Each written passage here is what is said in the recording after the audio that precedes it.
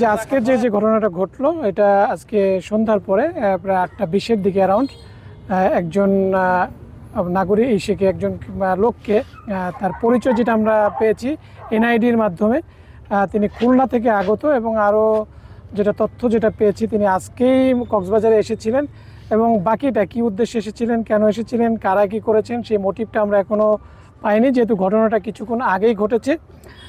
তো আমার বিশ্বাস এটা নিয়ে আমরা কাজ করছি, অন্য সংস্থাগুলোও কাজ করছে, অতি সত্বর আমরা এটার রহস্যটা উদ্ঘাটন করতে পারবো বলে আমার দৃঢ় বিশ্বাস।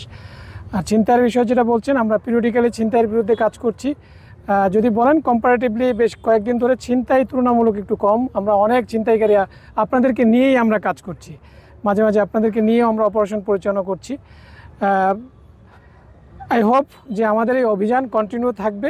বিশেষ করে আজকে যে ঘটনাটা ঘটলো এটা আমাদের প্রায়োরিটি হচ্ছে নাম্বার 1, এইটার রহস্য উদ্ঘাটন না করা পর্যন্ত আমাদের এই অভিযান বা আমাদের তদন্ত চলমান থাকবে। এটার ব্যাপারে আমি আপনাদেরও সহযোগিতা চাই, আপনাদেরও যত ইনফরমেশন আছে যেটা র্যাবকে দিয়ে সহযোগিতা করবেন, যেখানে যেটা পান আমাদের কন্ট্রোলের নাম্বার আছে এবং আমার সাথেও সরাসরি আপনারা সর্বদা যোগাযোগ করতে পারেন। এটা একটা ন্যাক্কারজনক ঘটনা, যেটা আমাদের কক্সবাজার একটা টুরিস্ট এলাকা, যেটা কোনোভাবেই কাম্য না যে ঘটনাটা ঘটেছে।